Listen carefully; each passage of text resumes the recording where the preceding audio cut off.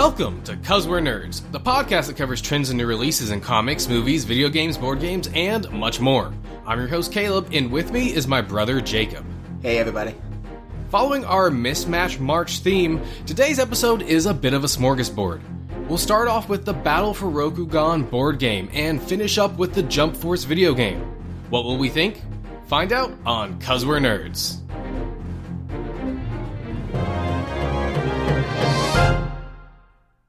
Jacob, welcome. You're in the flesh this week. I am in front of you, Caleb, because I decided to surprise you this weekend. Yeah, you came out of nowhere. I thought someone broke into my house. Luckily for you, because you were just standing there, it was just me.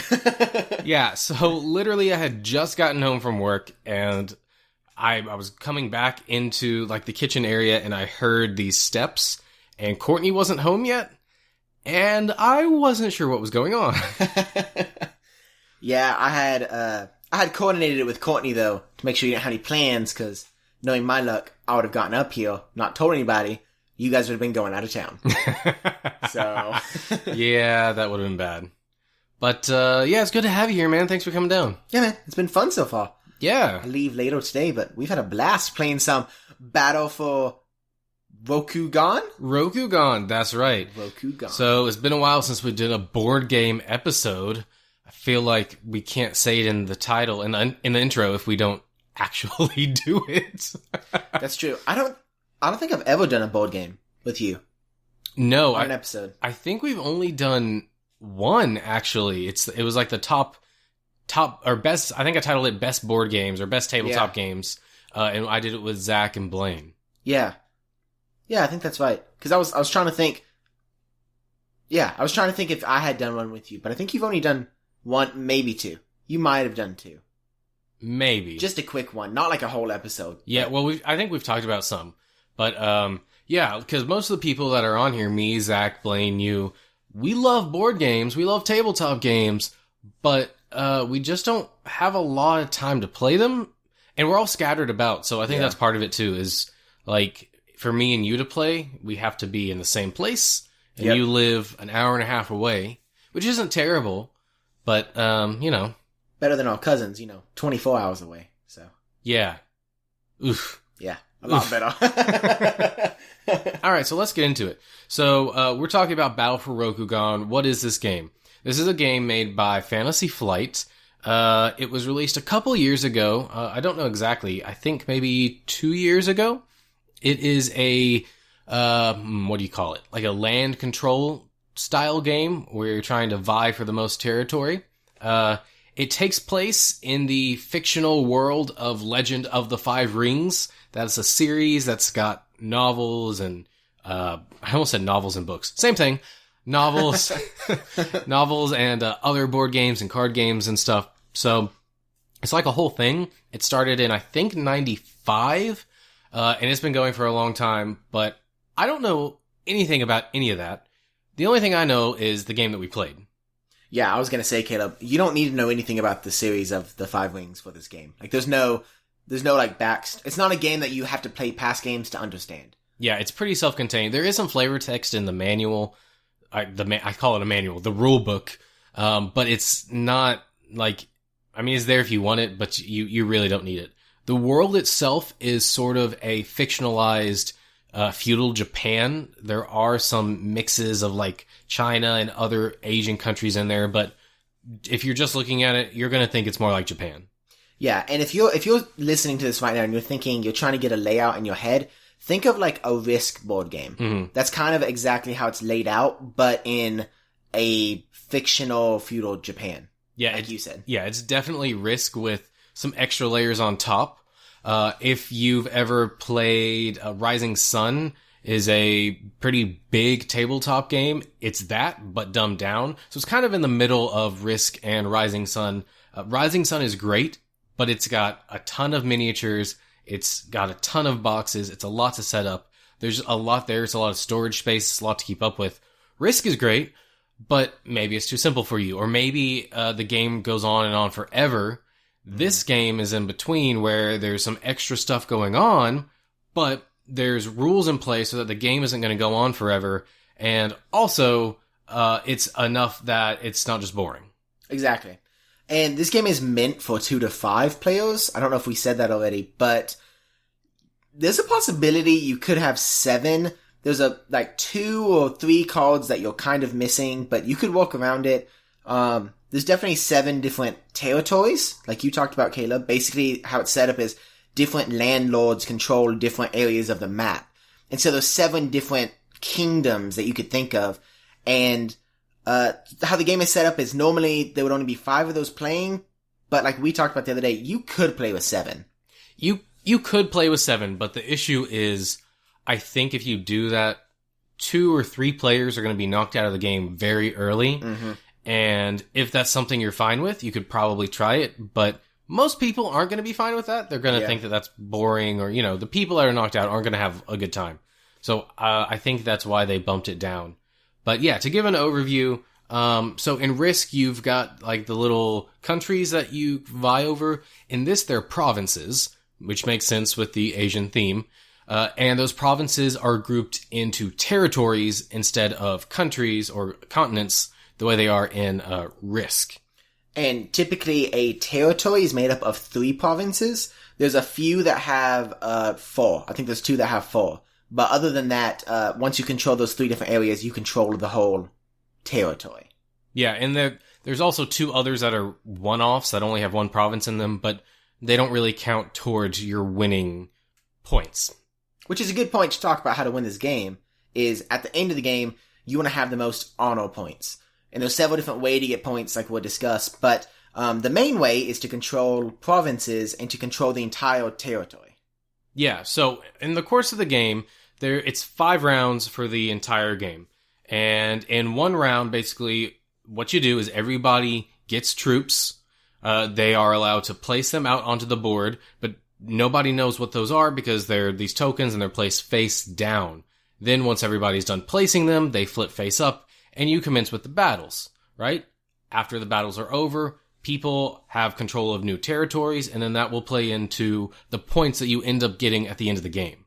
Now, one way this is a little bit more in-depth than Risk is that with these tokens, there's certain places that you can lay these, but you can fake lay them down. For example, there's a token in the game called Navy. And you can only use it if the land that you're attacking is connected to a sea, essentially. Well, you can lay it in the middle of a land, and your opponent may think, oh, he's laying his army there, which are the land troops. But once you reveal it, it's actually a ship, and you were just using it as a deception to trick them away from your real plan, if that makes sense. Yeah, I kind of think of it as a mix between Risk and chess.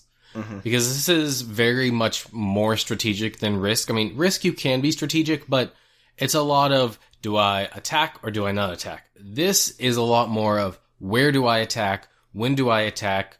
What can I use to deceive my opponent to do things that I want them to do, or to draw them away from areas that I want to attack so that I can get it easily, so that I can attack the province and gain control of it very easily. And this is not something, deceiving people is not something that the rules discourage. In fact, they give you a specific token that's blank in order to deceive other players throughout the game. Right.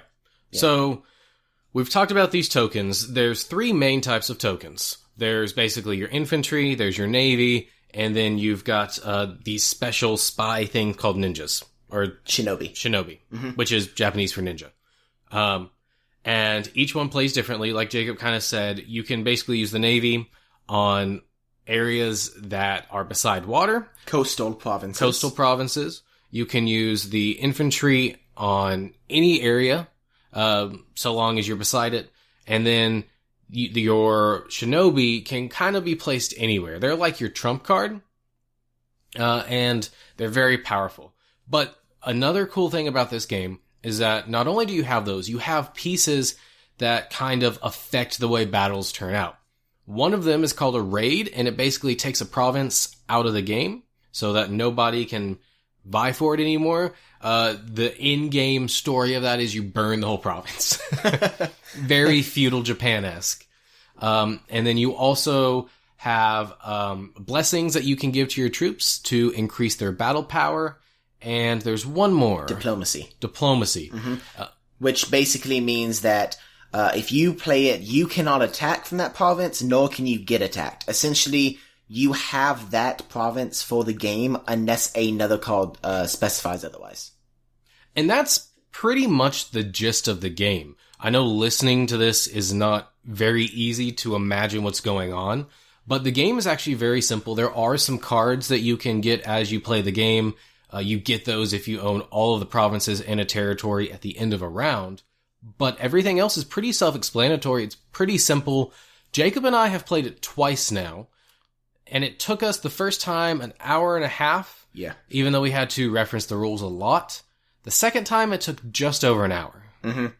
And I told Caleb the other day, I think with 2 people, you're looking at right about an hour and 10, hour and 15 minutes, especially after the first time you play. But after you add a person, for each person you add after that, I mean, the time's going to go up. It's not going to stay around the same area because it's a lot of, I mean, it's strategy based. So you may have an entire plan for the game, and Caleb may lay his Navy ship somewhere that you did not expect, and you are just, you got to relook at the entire game. And so it takes a little bit of time, but it is definitely worth the time. Yeah, I'm not sure how much the time's going to go up with more people. I wanted to play it with Courtney as well, like the 3 of us together. She wasn't able to, so we didn't really get to see. The game, I think, estimates that it's supposed to take 90 minutes to play. Yeah. So we're right around that mark with 2 people. So I can't imagine it goes too much longer with 5, but it's got to go a little bit more. The thing that's interesting that it's hard to know is, so we said it could go from 2 to 5 people, right?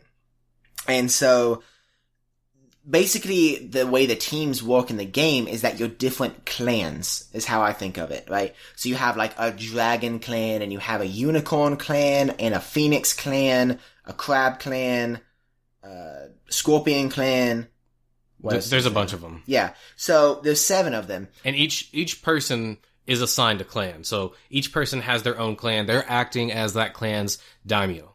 Exactly. And so the reason it's hard to tell exactly how long a game is going to go is because each clan has a different amount of pieces.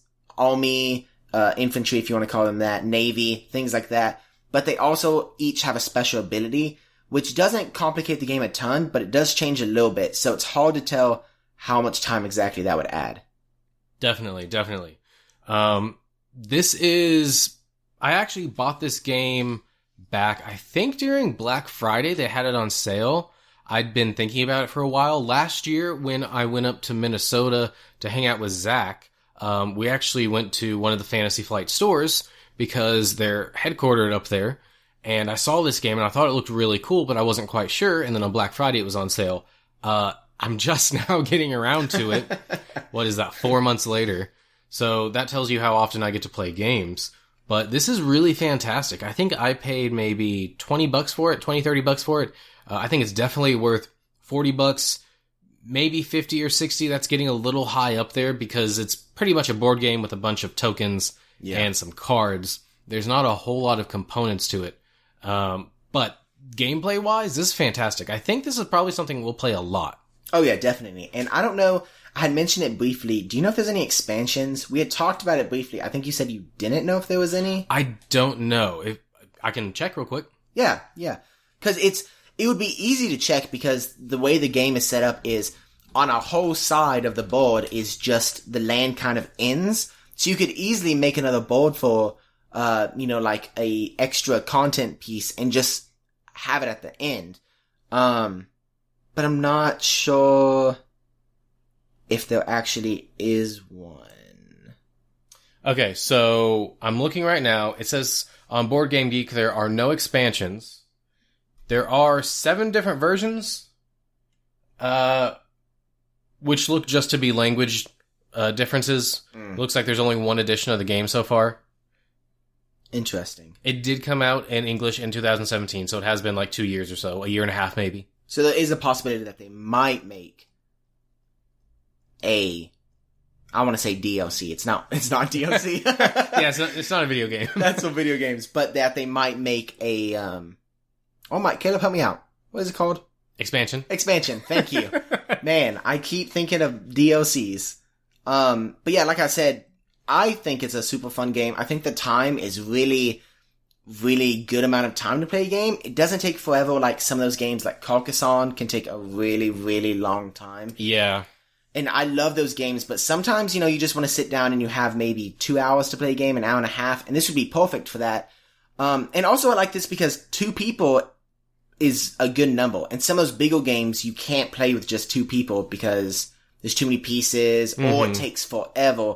But this game, you actually have set amount of pieces that you use depending how many players you have playing. Right. Yeah. When we sat down to play it, I was a little concerned that a game like this wasn't going to work as well with 2 players. There's a lot of games I have that are fun, but when you go down to 2 players, you have to do this 2-player variant. This game doesn't have that. The only difference between a game with 5 players and a game with 2 players is that the player who goes first for each round is not randomized. Because there's only 2 of you, it just flip-flops between you. And so it's great. I think that it's very simple for what it is. I mean, there's a lot of these types of games, area control, that can be very complicated, very complex. But like on Board Game Geek, this is listed as just a 2.8 on the weight scale, how weighty the game is. If you're familiar with that, that basically tells you how complicated, how long the game is, like how much of an investment it is. So that's pretty low out of a 5-point scale. And it is rated like a 7.6 on there as well, so that's pretty high. Yeah, now, saying that, when you open the game, it does look more complicated than it actually is. And there's a lot of pieces they have to kind of stamp out, and it looks at first, you're like, whoa, okay, what am I getting into? But then once me and Caleb start looking at the instructions, it's really simple. I will say, I tried to look up a video how to play, because I found that with these types of games, a lot of times it's easier to watch a video to learn how to play. I couldn't find any good ones. There's a couple that are labeled how to play, but they're more of like an overview versus actual detailed instructions. So you do have to read the instructions. They're not that long. I think it's maybe 6 or 7 pages. Yeah. There's a lot of pictures. It's broken down very well for you. There are some things that you'll be confused about till you get to the end, because they say, oh yeah, at this point of the game, this thing will happen, but we'll talk to you about that later. And it's all the way at the end of the rulebook. Yeah. But it's organized very well. We only had 1 or 2 questions, which are actually answered in the rulebook, but if you don't think about it, it's kind of hard to know. But a quick Google, going to Board Game Geek, you can find the answer very quickly. I will say, one of my complaints, and I haven't played a ton of Fantasy Flight games, but I've heard that this is a problem of theirs, is the packaging. Jacob mentioned how there's a ton of tokens. There's the 7 clans. Each clan has 2 types of tokens. So there's probably, 60 tokens per clan. There's 7 of them, so there's a lot. This game did not come with any sort of bags to put them in. There's no insert for them to be separated in. And it takes a long time to sort them out. Oh, yeah. I did not. So I didn't realize when I was popping them out, Caleb was looking at the instructions and I was going to go in and pop them out. What I didn't realize that they were sectioned off on the cardboard cutout that you punched them out of. But what I didn't think of is that I might want to keep these separated. At first I thought, that's probably a good idea. But then I started looking at it and I was like, oh, these look the same. It'll be fine. Yeah, no, they're not the same. So if you do get this game, be wary that whenever you are popping those out, you do want to go ahead and start sectioning them out, because it probably took us, 15 minutes to section them out. And it's not a big deal, but it was just a pain. Yeah, it's annoying, because some of them are small and it's kind of hard to tell. Luckily, Courtney had some small plastic bags like you get in most games. Drug bags, right. Not a big deal. Right, for the cocaine. Yeah, exactly. And we were able to divide them out into those, and that's really helpful. I'm really glad she had those. Part of me wants to try to get a custom insert. I know that you can go online and get custom inserts, or they have systems that you can put in boxes to make your own inserts, because there's plenty of room in the box. It's one of those where the 2 sides are raised and there's a trough in the middle, and there's stuff that goes in that trough in the middle, but there's nothing on the sides. You have to peel up the insert and stuff the stuff underneath it. I hate it so much. So there's tons of space to actually put the stuff in there, but they just didn't do it, probably as a cost-cutting measure. Yeah, that makes sense. And I agree with you. It'd be nice if, I was actually surprised they didn't have bags, because some games that I have come with too many bags, and then you have leftover bags, and I think I should save these, but every single time I get a new game, most of the time it has bags. So I'm like, well, it's pointless to save them. And of course, the one time you needed bags, you didn't have any bags saved. So that, yeah, I would go with that. But with the actual game itself, I don't think I have really any complaints. I mean... No, I'm trying to think, because we just played this for the first time yesterday, and then we played it again earlier today. So it's still fairly fresh. I think it's pretty good. The one thing I'll say is, as with most of these types of games, you do need a bit of space to play. Yeah. We were on just a standard kitchen table. It's probably, I don't know, 6 foot by 3 foot, 3.5 feet maybe. And the board game takes up a good portion of that. Then everybody also has a little screen that they put their stuff behind so that your opponents can't see it, plus all of your tokens. So if you're going to play with more than 2 people, make sure you plan ahead and you're playing at a good space, because the last thing you want to do is get all set up and realize you don't have enough room. Exactly. And I would say, I don't know if this is necessarily a complaint. It was just something to kind of be wary of, is that whenever you're playing this game, since all your tokens all face down, the cardboard cutout that Caleb says that's kind of a divider tells you how many troops you have of each different kind, how many tokens. The one thing that I maybe would say, and it's not really a complaint, is that you have to be really mindful of what you're laying down. Because like the Navy, you only have like 4 or 5 tokens for the Navy.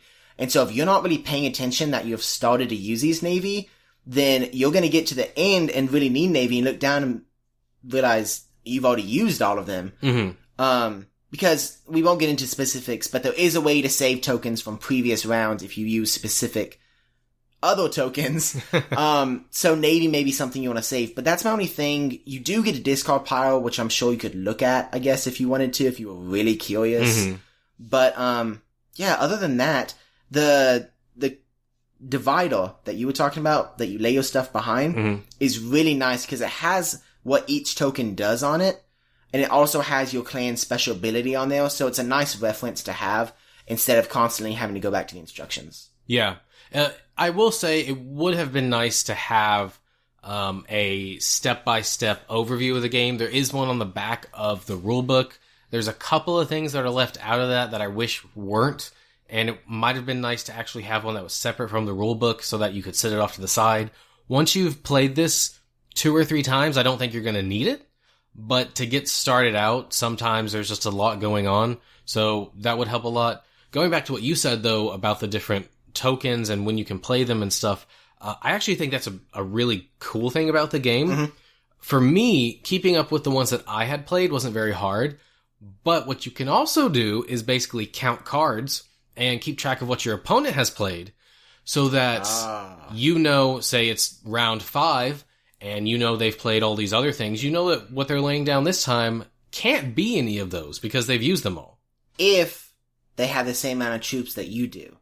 If they do, which we're not exactly sure if all the clans have the same number of troops and the same number of each different type of troops. We could probably look at that and find out. Yeah. I wouldn't be surprised if it's a bit different, but at the same time, I wouldn't be surprised if they were the same. And I know there's some small differences, like each of the tokens are worth different amounts. So you may have an army token that's worth 4 attack or whatever, and then you may have one that's worth 2 attack. So I know that yesterday I had 2 armies of 4, and then today I only had 1 army of 4. So I know some things like that change, but I don't know if the overall amount of army members changes. Okay. Yeah. Yeah, that makes sense. But I really like that aspect of it because it's kind of, it goes into the whole, like, not diplomacy, that's the wrong word. Like, political nature of it. There's a word for that, I can't think of it. Where you're trying to do something, your opponent's trying to do something, and again, you're trying to figure out what they're doing so you can either stop it, let it happen because you don't care, or help them. Maybe in some cases, maybe you want to drive them to do something, because you want to focus your stuff elsewhere where they won't notice it's happening. Mm-hmm. And, it's great. I mean, I won both times, so I am a world-class champion at this game? Well, see, it was against me, so it's not that much. I mean, I will say, the second time, the thing that I learned from the first time is that the first time I kind of had an overarching plan more. And I think that hurt me because even though like I got really far away from my overarching plan, I kept trying to pursue it. And I think that helped me from maybe gaining on other objectives. Whereas the second time I played it, I actually did worse than the first time. But I think it kind of helped me, adapt to each like circumstance that happened because I wasn't like, I need to do this and only this constantly. So. Yeah, it's a game that you definitely have to change what your plan is quite often.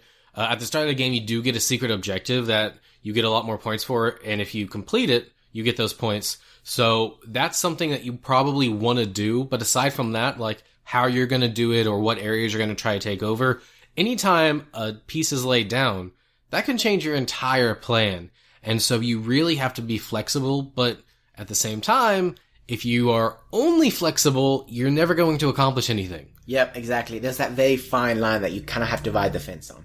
Yeah, so I think this game is great. It's definitely up my alley. Super strategy. I will say, if you're looking for a game to sit around with a bunch of friends and chat over, I don't know if this is the game because it is very strategic. The person that's picking where their piece is going to go isn't going to be talking very much, I don't think.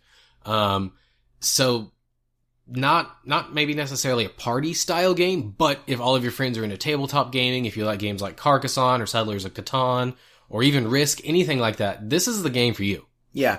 So if you had to rate it, Caleb, from like 1 to 5, let's do the same scale that they use. What would you rate it based on difficulty, fun, time? 5 being the best and 0 being the worst. Oh, you're talking about Board Game Geek? Yeah. Oh, no, those are two different scales. Oh, are they? There's a weight scale, which is like how complex the game is. That's on a 5-point rating. And then there's like your normal, how many stars would you give this? And that's out of 10. Okay, well then take that back. Out of 10, how many stars would you give it? I think that it's probably pretty close to what Board Game Geek has it at. They have it at that 7.6. I would probably put it around there, maybe an 8, maybe a 7, depending on what you're looking for and the type of games you like. Is it the best game I've ever played? No. Is it the easiest game I've ever played? No. But is it a fun, challenging game that isn't going to go on forever because there are a set number of rounds? Yes. And I think that's a really good sweet spot that it's kind of hard to find games to fill. I completely understand that. I was actually going to rank it at a 7.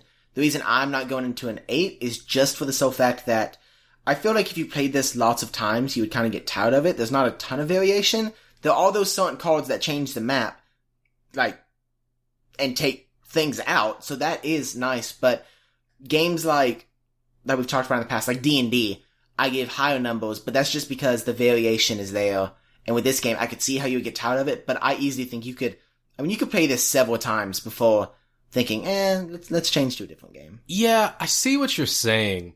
I disagree, though. I think I think you could play it for a very, very long time. And the reason is, we only played it with 2 people. Playing this game with more than 2 people, you can tell while you're playing it, it would be a completely different experience. There would be so much more happening. And I think that when you bring in even just one more person, that's going to completely shake things up. Even though you might be the same clans, although I would suggest trying different clans because they all have different powers. And even though you're doing the same steps over and over and over, the situations are going to change. It's like chess. Chess is the same thing over and over and over, but the board state changes constantly depending on who you're playing against. And that's why people continue to play it. And I kind of think that it's the same thing with this game. That's true. I guess my rating would be based on 2 people, because that's most of the time when we play games. It's mainly 2, sometimes 3 people. But I could see what you mean. Yeah, okay. I guess it's an 8. Because I see what you're saying. It's hard to think about it because we haven't played it exactly like that. Yeah. But like he said, it's easy to tell when you're playing. This game can dramatically change with the more amount of people. So I'll give it an 8 just because I can already tell that and we haven't played it yet. So, yeah. Cool.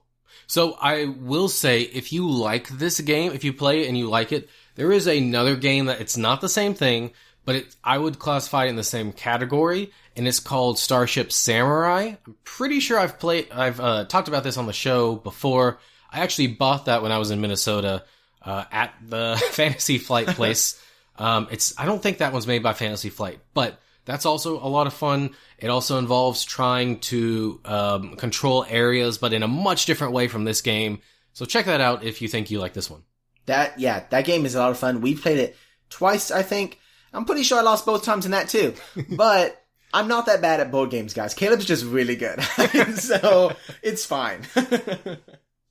All right, cool. Is that all you have to say about this? I think so, yeah. Good game. Go get it. Good stuff. Definitely. And if it's on sale, if you see it on sale, definitely grab it. Good, I feel like it's a good holiday item to give.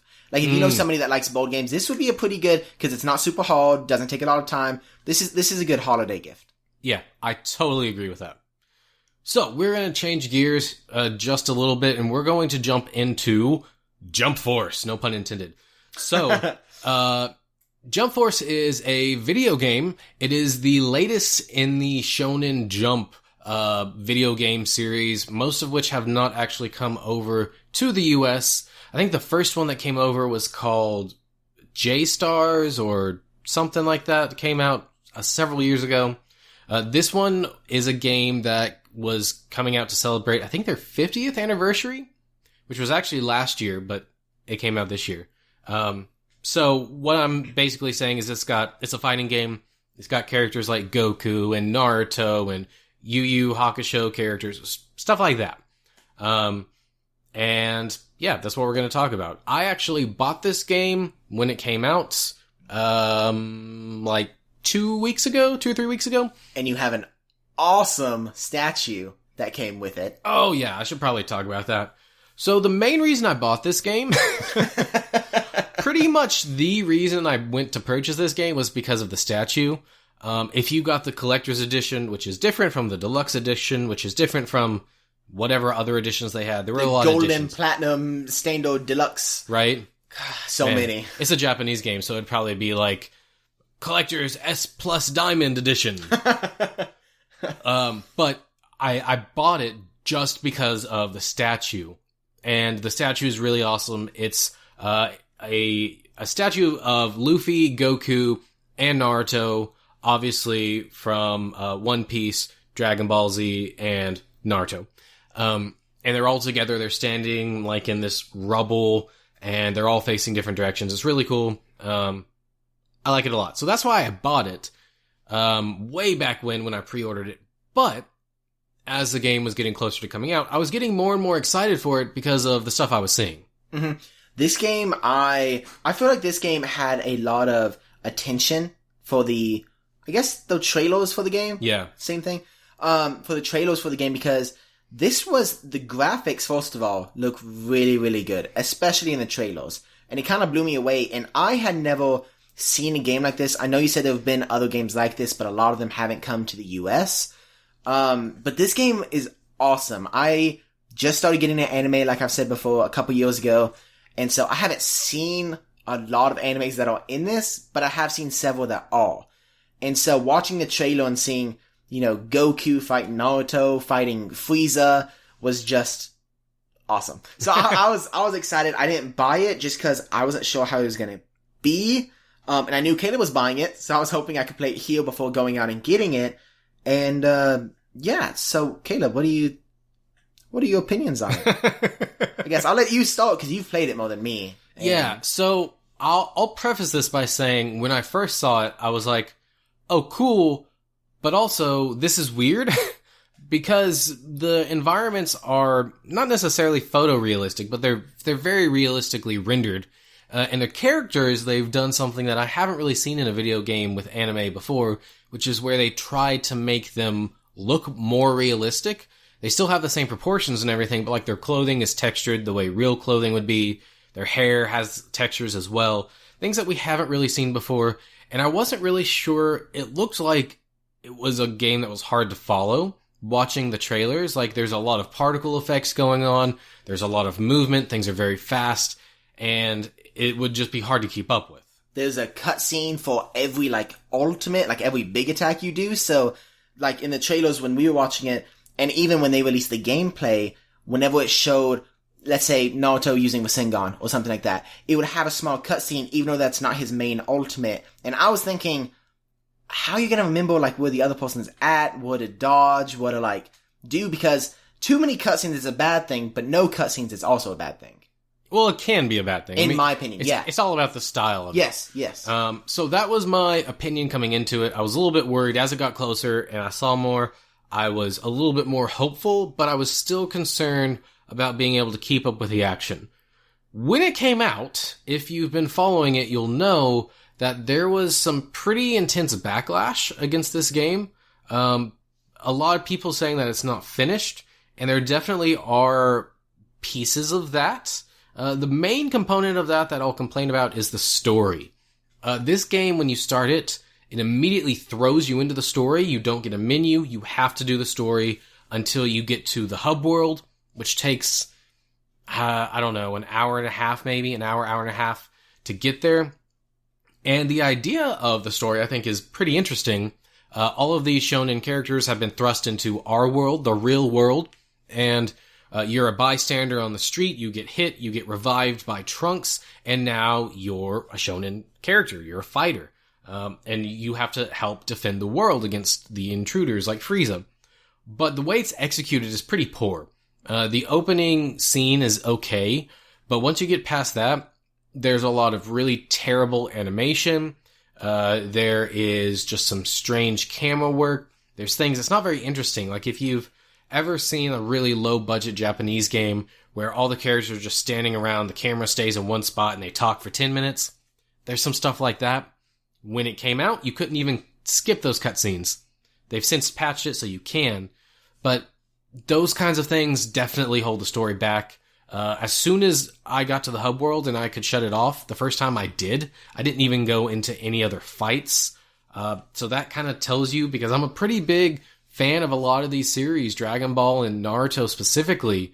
I grew up with those. So the story being so lackluster, at least the execution of it, was very much a letdown for me.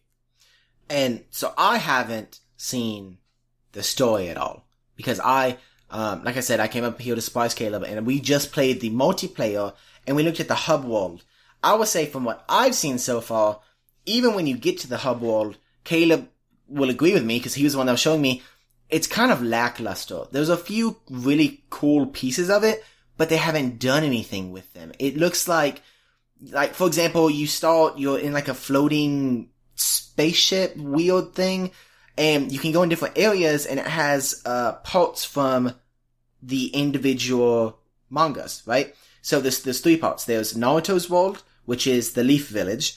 There's Dragon Ball, which is... It's like a desert with Korin's tower in the background. Yeah. And then there's the other one, which I don't watch, and it's One Piece. One Piece, yes. Yeah. Okay. I wanted to say One Punch, I was like, that's not right. And so those areas are really cool. It really puts you into the world, but the problem is it's maybe 100 square feet of just like 3 shops, maybe? Yeah, it's tiny. And you can't do anything with them, but they look amazing. They could have done so much more, and it would have been really, really cool. And then I was like, well, Caleb, what about this? What about this? He's like, yeah, you can't do anything. And then the rest of the ship's kind of empty. Yeah, so the hub world is massive. There's these corridors connecting those different areas Jacob's talking about with the different series, and they're just super big, and there's nothing there. I haven't played online, so I don't know how it looks when you've got other people there, but I don't know why there would be people down there, because there's nothing down there. There's no shops, there's no items you can buy, there's nothing. It's just a massive empty void, and that's kind of frustrating, because the hub world itself it's okay, it's kind of boring. But like he said, you go into those little areas for each series, well, the 3 big series, and those are pretty cool. Probably, like, my biggest disappointment was I went into the Naruto one, and it doesn't put you into the Hidden Leaf Village, strangely. It puts you into a forest, which is okay, but right at the back, there's stairs, and it's like, oh, you can go up those, there's going to be something super cool up there. There's not. You can't go on the stairs. It just blocks you. It's like there's a tiny chain there. If you look really close. there is a chain.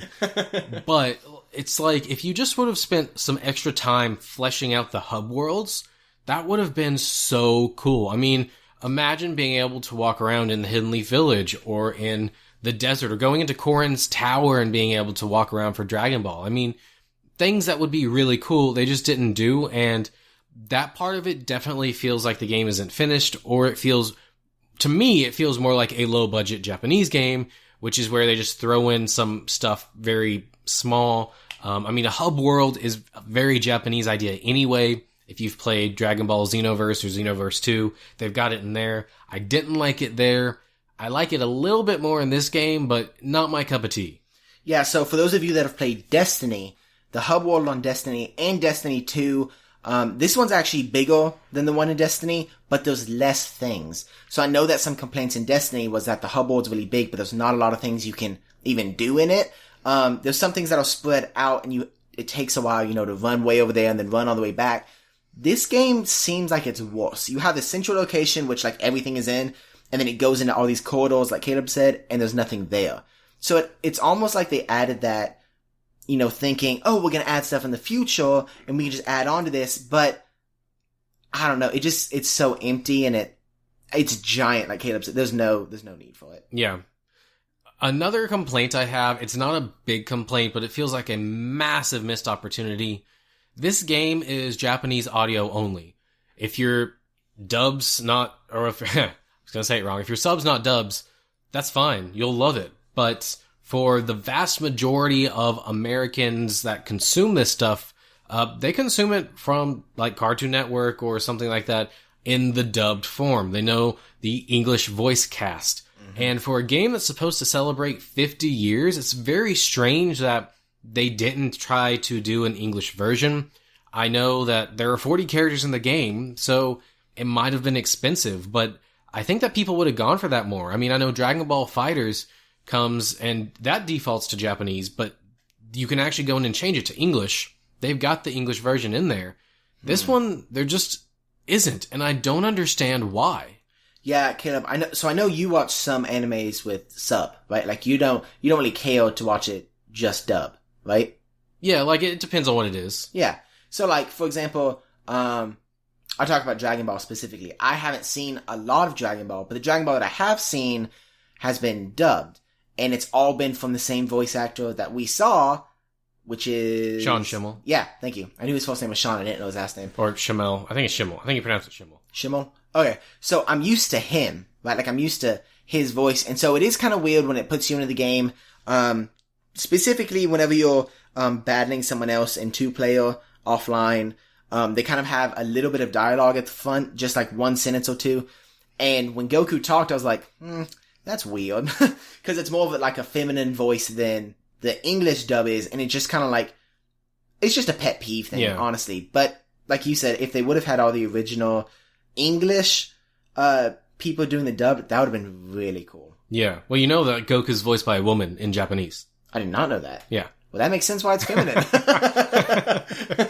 Yeah. So, like, that's a small thing, but I just feel like for a game this big, like there's tons of other games that they do translations for that aren't big games, so why not this one? I don't know. I hope that it'll get patched in. I don't think it will, because that seems like a really big thing to try to patch in. So, small disappointment there. Maybe they couldn't get all the voice actors, so they decided to do none of them. Well, that's what I thought, but it just...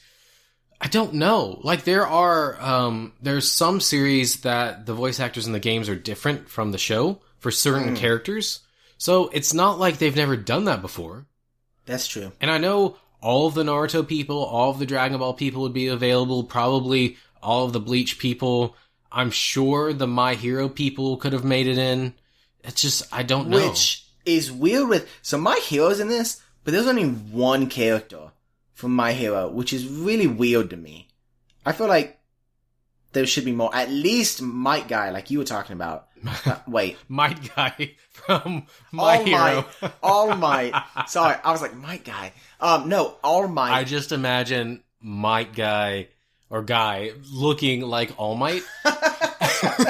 That's hilarious. That's awesome.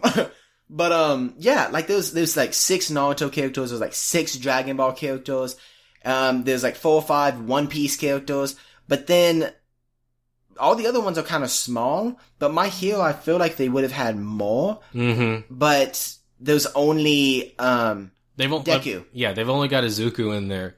That's weird.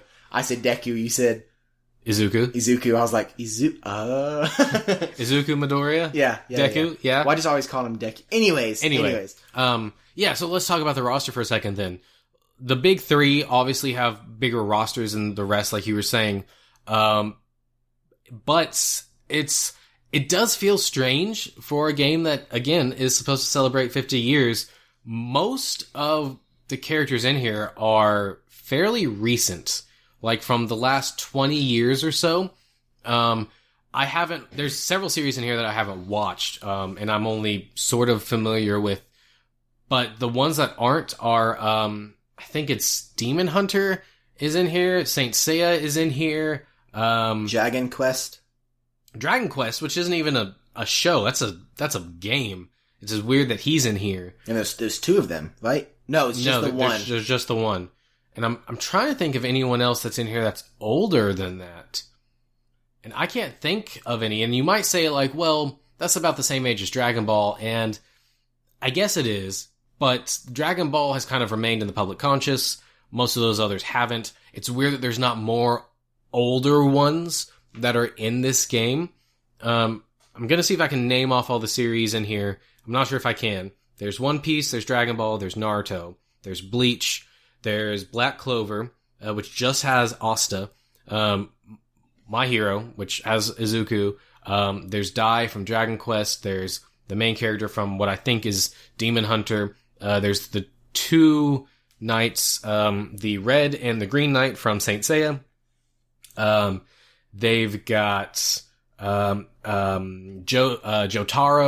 and what's his name? Dio from JoJo's Bizarre Adventure. I think that's most of them. There might be a couple series I'm missing. I was going to look it up, Caleb, because I'm curious, because I don't know a lot of them in there. Yeah, there's just some strange choices, like Dai from Dragon Quest. Why was he chosen over, say, someone else from My Hero, or, for the old school fans, someone older than that? I mean, like, Bobobo was a really big show for a while, and there's none of those characters in here. I mean, where are they?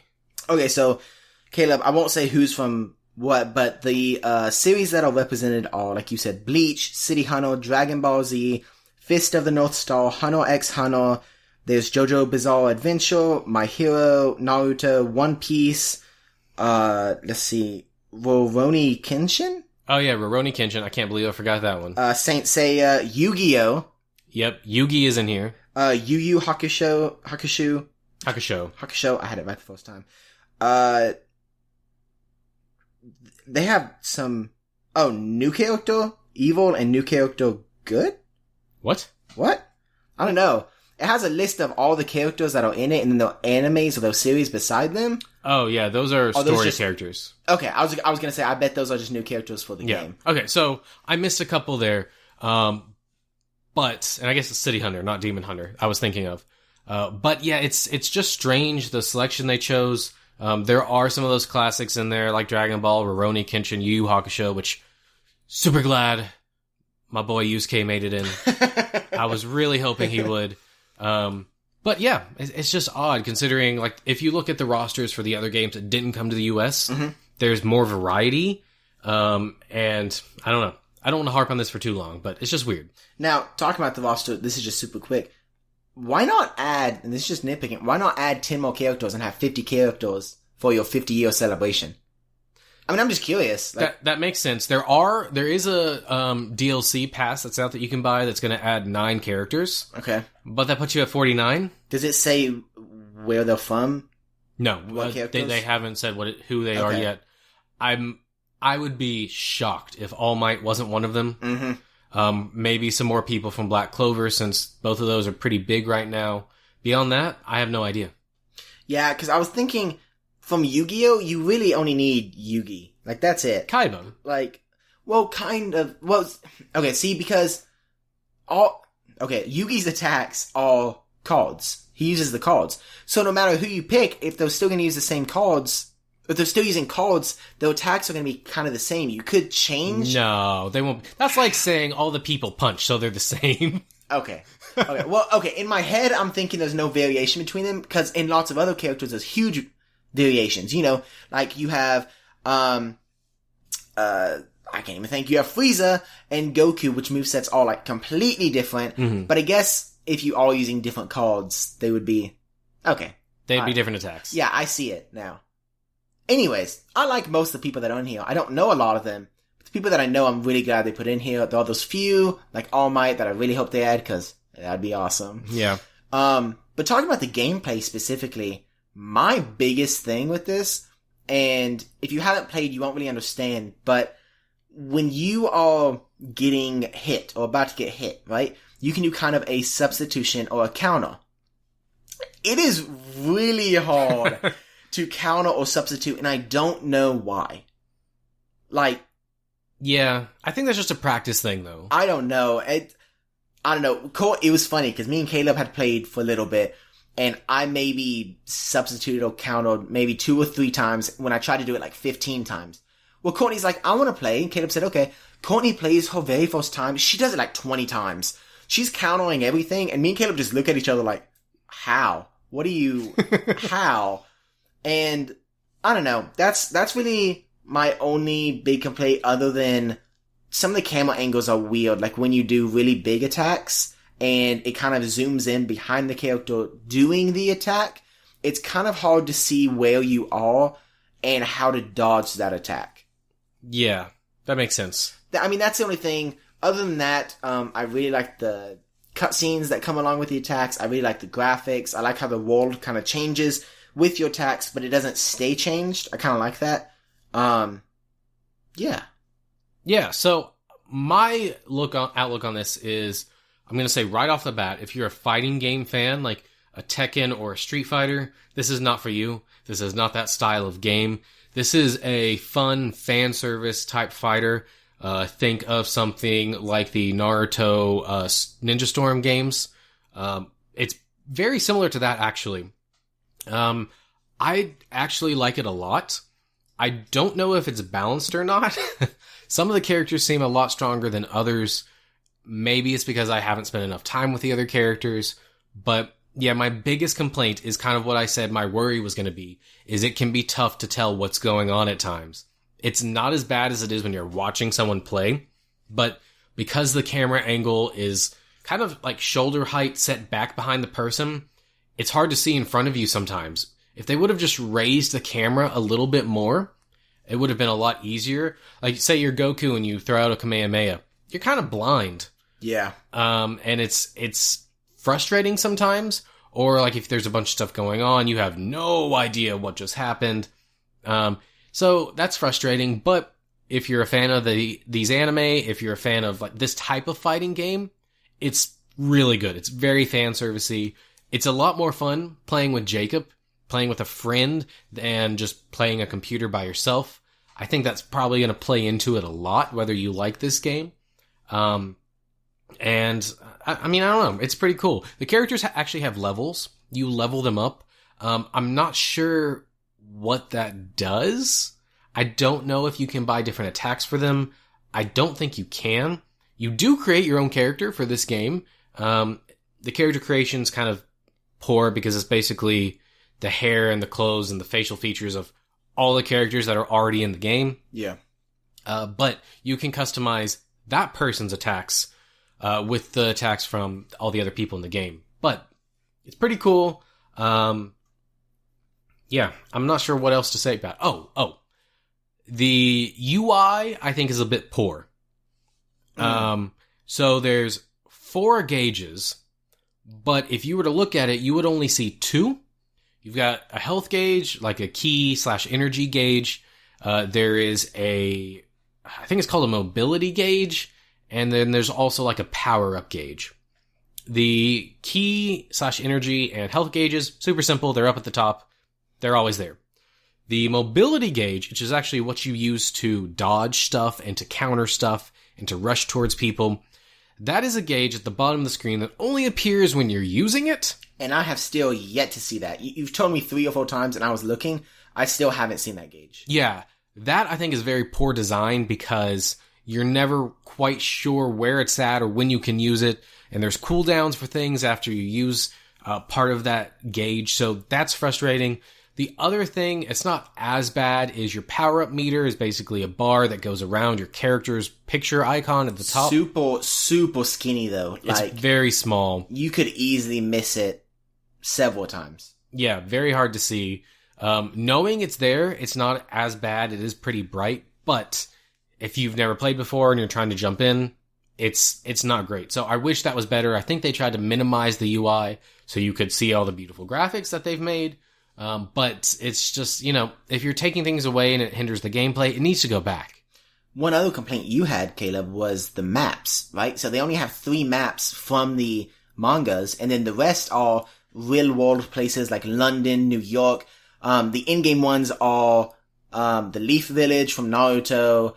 You have... There's one for each of the big 3. There's a Dragon Ball one, there's a One Piece one, and there's a Naruto one. And the Naruto one has Big Ben in it.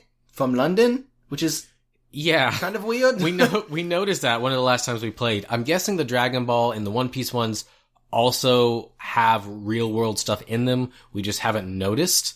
And it makes sense, because the worlds are colliding. But if you're doing a game like this, why only do 3 maps like that? I mean, it would be killer to get to play in the Dark Tournament Stadium from Yu Yu Hakusho, or the school, or the training grounds from My Hero Academia. That'd be awesome. And the only other thing really I have to say about it is not about the maps or anything.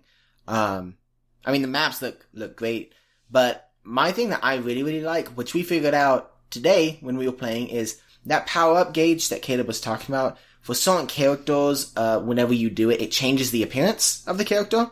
So, for example, Goku, right, will go up a form whenever you power up. And then if you power up again, he'll go up to his next form. Which is actually really cool. I mean, I think it's cool.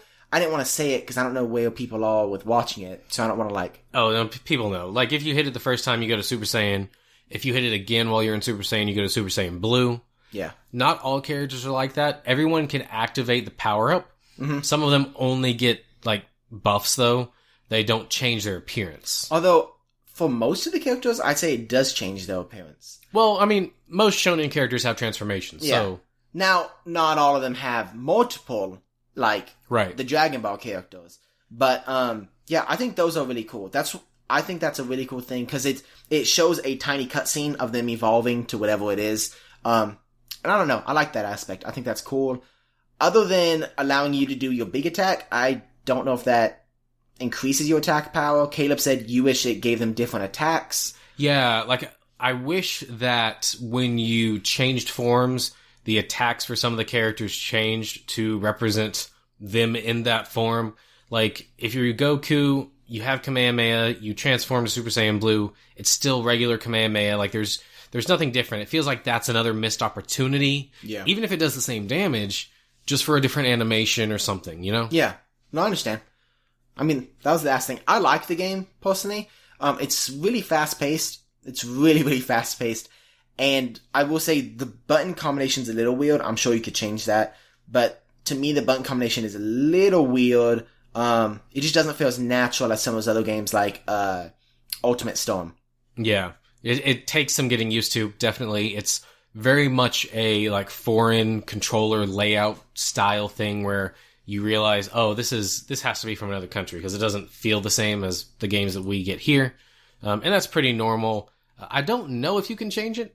You might be able to. Most games you can, in the options yeah, but most games also don't send a character just pushing them off the screen like they do in this game with the cutscenes. Well, for example, I know you can with PS4. I don't know what the other ones, because PS4 actually has something where you can go in the settings of the PS4 and change the button remap layout. It. That's what Courtney's brother does for Rainbow Six Siege. So I know for a fact you can with PS4, but I don't know about Xbox and PC and everything else. But other than that, I mean, I really like the game. Yeah. It's definitely different from games like Marvel vs. Capcom, Naruto, even the Dragon Ball Tenkaichi games. Yeah, right? Tenkaichi. Yeah, sweet.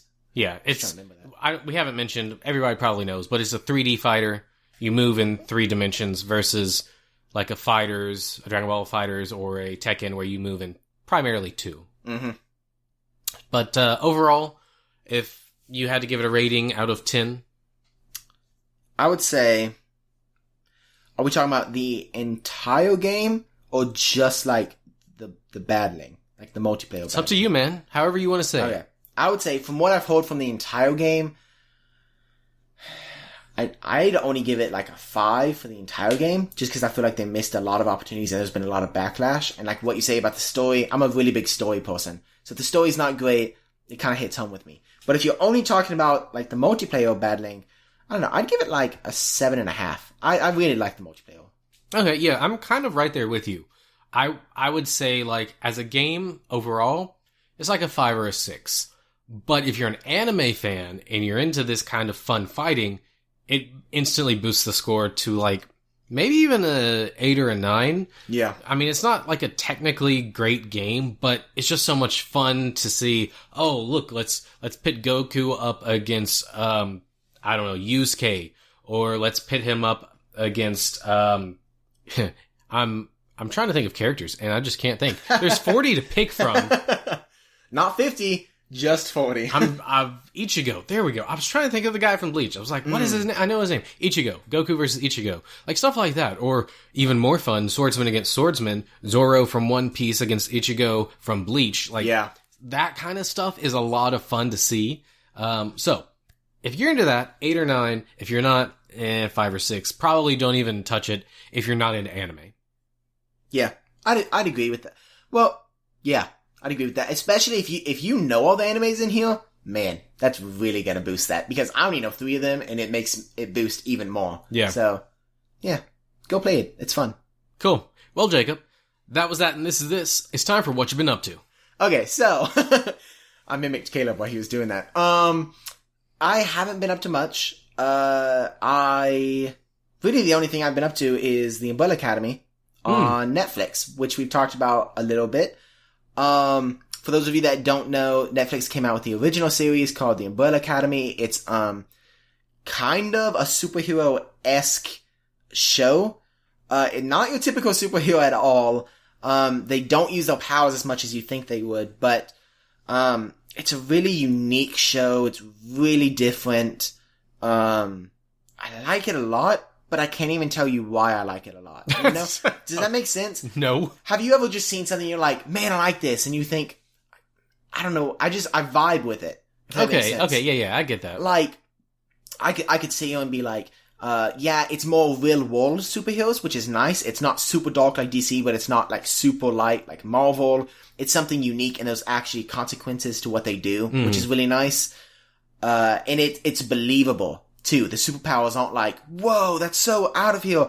They're more subtle things, and they have explanations behind them that actually kind of make sense. Okay. For the most part. Not like Generation X? No. No, man, this is not even close to Generation X. That was just way up there.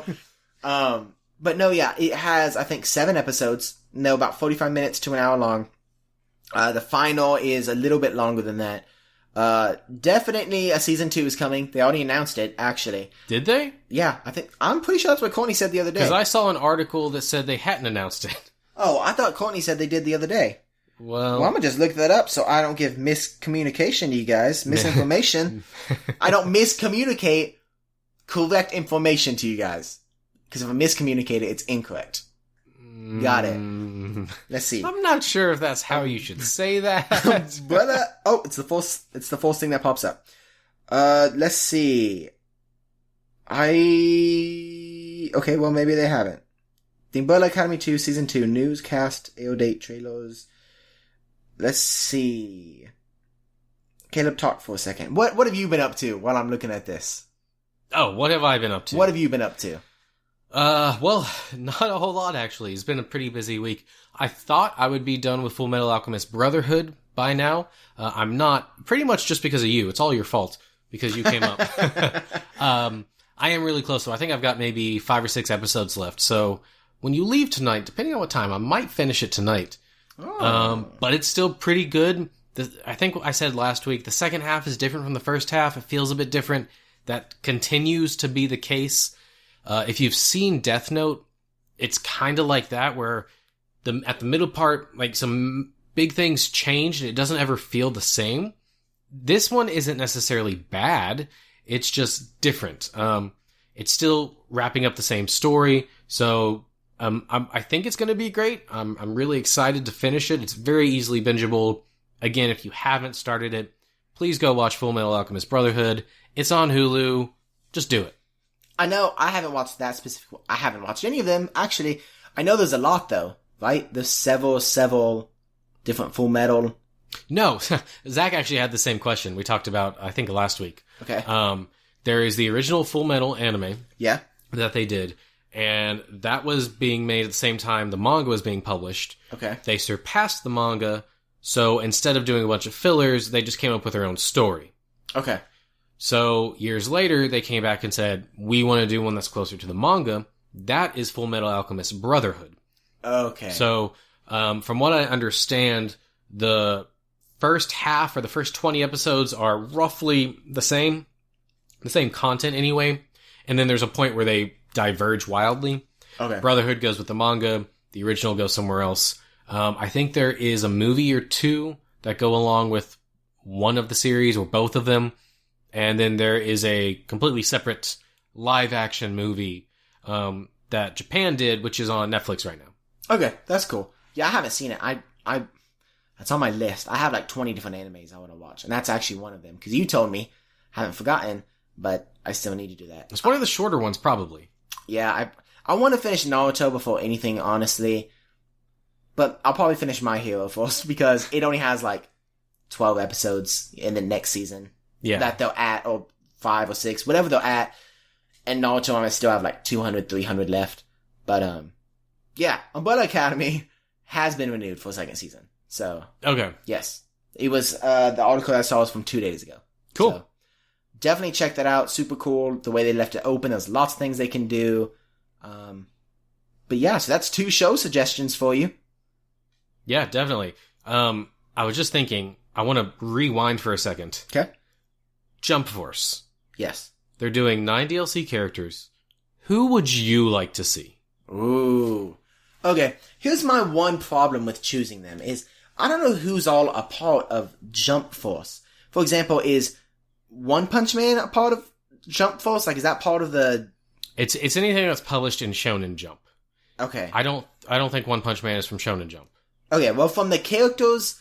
Okay, from the things that are in the show, what I would like to see. Obviously, we talked about All Might. I would love to see All Might. I'd like to see Bakugo. I think that would be really, really cool. That's 2 of them. I don't know. Part of me wants to say some Dragon Ball characters and Naruto characters, but there's already 6. Yeah. That's a lot. And then I don't know a lot of the other animes. So, I would like to see, he's the guy from One Piece. He works with Luffy. Is that his name? What's his name? Name some people that work with What Luffy. Does he look like? I don't remember. I remember, like, his name barely. Like... Zoro? No. Sanji? No. I'm not that far into One Piece. Man, I don't know. I'm not gonna sit here and try to think about it. But, I don't know. I just want some more characters, honestly. And I don't want them, even though I love Naruto, Dragon Ball, I don't want them to all come from those. Right. Because, like, we already have games for those. I'd like to see some new characters that I can get used to. Because if I like them in the game, I'll probably watch their anime. For example, if they have one. For example, the kid that I played as, that has... Asta? Yeah. He was awesome, and it makes me wonder, like, that anime is probably pretty cool. Like, his attacks were legit, and he was just a cool character, it seemed like. So, you know, I don't know. What about you? You know most of these. So I know of most of these. My issue is most of the characters I know that I want in the game are already there, like Rurouni Kenshin and Yusuke or Urameshi. Obviously, Shaggy. Most definitely.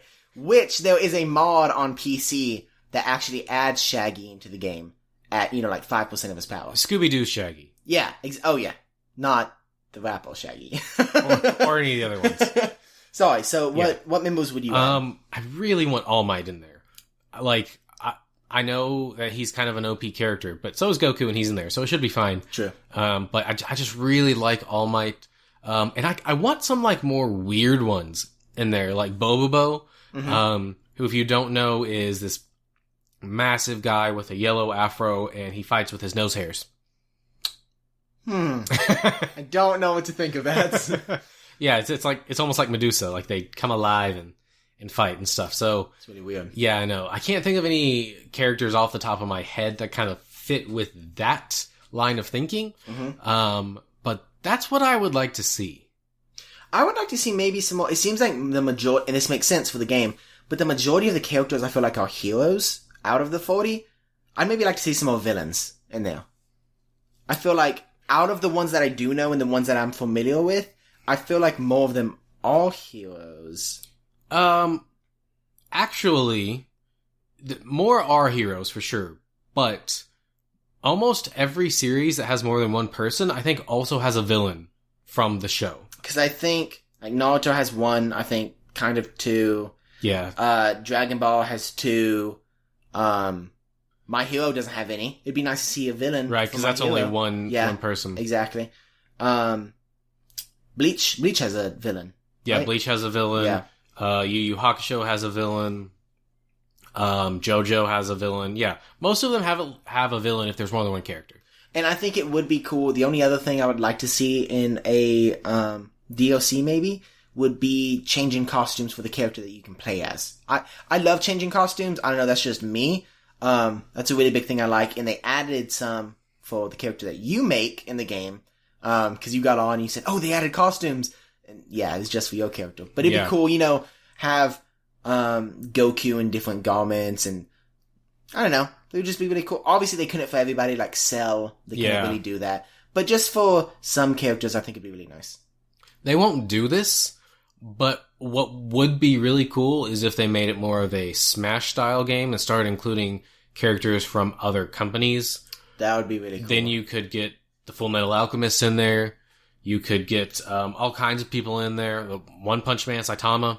You could bring in who aren't part of Shonen Jump. They won't do that because it defeats the point, but it would be cool. I think it'd be cool to see a Marvel game that's kind of like this. I was thinking about it. I think it would be a really cool, like... You mean like Marvel versus Capcom? No. Something that's more realistic like this, and the camera movement's kind of the same, right? So I feel like this game's the most unique game out of every fighter game that I've played. Everything from Mortal Kombat, where you're on a 2D plane, to Tenkaichi and Ultimate Storm, where you're more of a 3D. I feel like Marvel, this would work really, really well. And I'd like to see some, like, alt style, like in this game. I don't want them to be super realistic, but I also don't want them to be, like, cartoony. Yeah, I don't want to say it won't work, because I think anything can work if done correctly, but I don't think it lends itself as well. Why? Most shonen characters use a lot of projectiles. Mm-hmm. And so this style works really well for that, the camera angle specifically. But for combos or for physical attacks, if that's all you're doing, which is most Marvel characters, I don't know if it would work as well. See, I don't know if it's most Marvel characters. For example, you could look at the Hulk, right? Mainly melee for the Hulk. You could have moves where, he punches in the ground and grabs like a giant piece of concrete and chucks it at you. It does like a ground smash or something where it comes up. Things like that. Not typical things that you think of for that character. Captain America throwing his shield. Thor doing a lightning bolt. Spider-Man shooting his webs. There's different things that you could do that are not the typical things you think of specifically with that character, but still works for the character itself. Yeah, I mean, it might work. I don't know. I'd have to see it, honestly. I'm just curious because I think it would be cool. You couldn't use all the characters, and there's a lot of characters you couldn't use, because some of them you just can't. Like Black Panther, I don't know what you would do for a ranged attack, like you said. But I think it'd be cool. I don't know. Just throwing that out there. Game companies. Yes, because we know you're listening to this podcast. Oh, this is what they do every morning. They call everybody in the meeting room, turn on Cosmonauts, see if they can get any ideas. So they listen to the same episode 7 times? Yes. They really want to flesh out the ideas from it. Alright, guys. Well, we do want to say thank you to Taylor Poole for the awesome intro music. You can find him at taylorpoolemusic.com. That's TAYLORPOOLE music.com. And while you're checking him out, go ahead and head on over to Twitch and watch CNC Power Hour. They stream Magic the Gathering on Sundays and video games throughout the week. Caleb, what are they on right now? Do you know? Don't know. Okay, well, they're playing something awesome, I bet, so why don't you go check them out and find out what it is. Also, while you're on the interwebs, please check out our website, cosmonerds.com, where you can find all of the episodes we've released, some information about us, and it's also the best way to share the show. And as always, Caleb. What as always? Hey. You're about to skip the last part. No, I wasn't. Yeah. What are you talking about? I wasn't going to skip that. Thanks for listening to 'Cause We're Nerds. Stay up to date with all the nerdy news and podcast drops by following us on Facebook, Twitter, and Instagram. You can also leave us comments and feedback at cuzwerenerds.com. That's CUZ WEOENERDS at gmail.com. The email, not the website. Yes. And as always, if you enjoy this podcast, we would love it if you could leave us a 5-star rating on iTunes. Next week, we're diving into Captain Marvel. Will their first female-led movie be a success? What about the 90s setting? And what about the role of the Skrulls in the film? Will they have effects for future movies? Find out next week on 'Cause We're Nerds. And, as always, stay nerdy!